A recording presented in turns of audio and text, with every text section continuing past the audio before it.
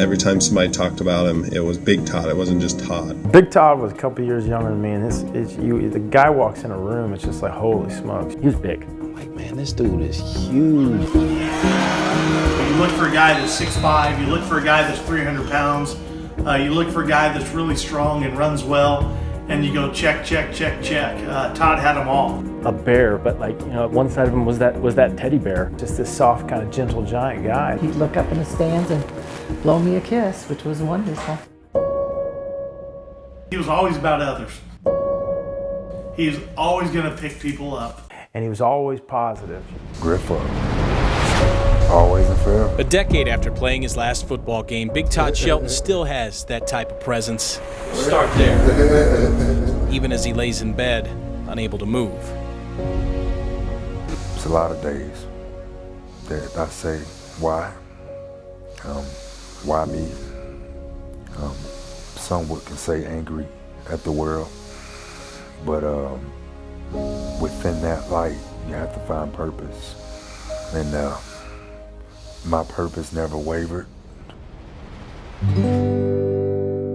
The purpose after leaving Missouri Western in 2009, move home to St. Louis, change lives.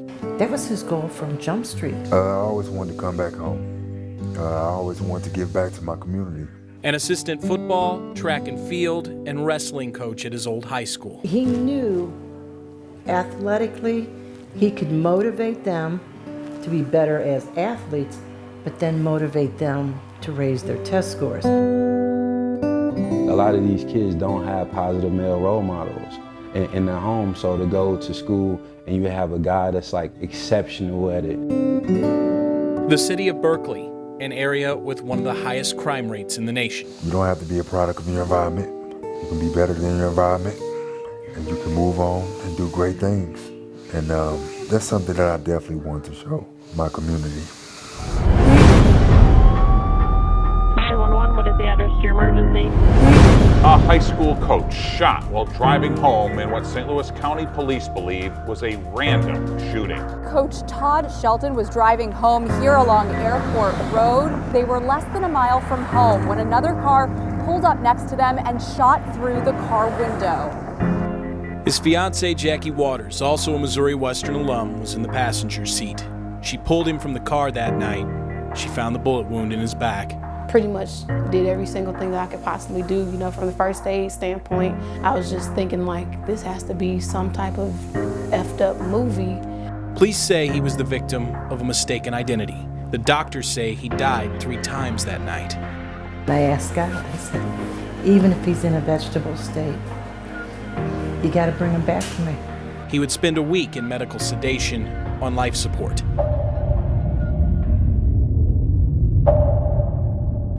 The first thing they asked me when I woke up, do I want to live or die?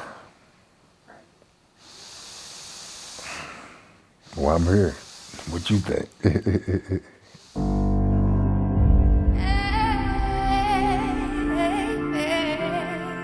My son is a survivor. And from then on, we haven't looked back. 8 months later, here we are, paralyzed from the neck down, but lifted up in so many ways.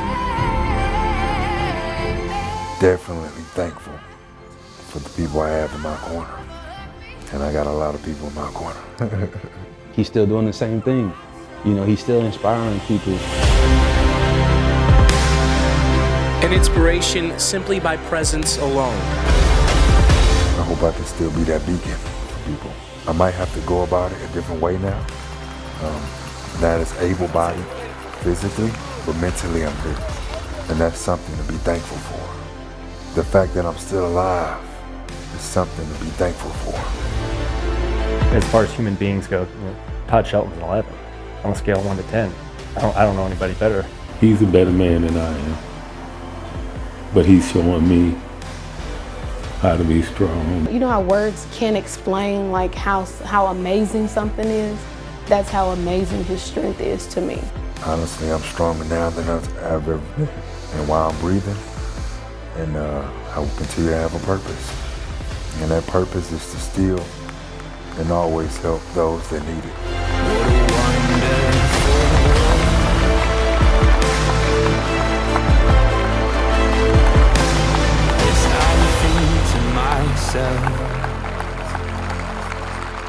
Oh, what a wonderful world.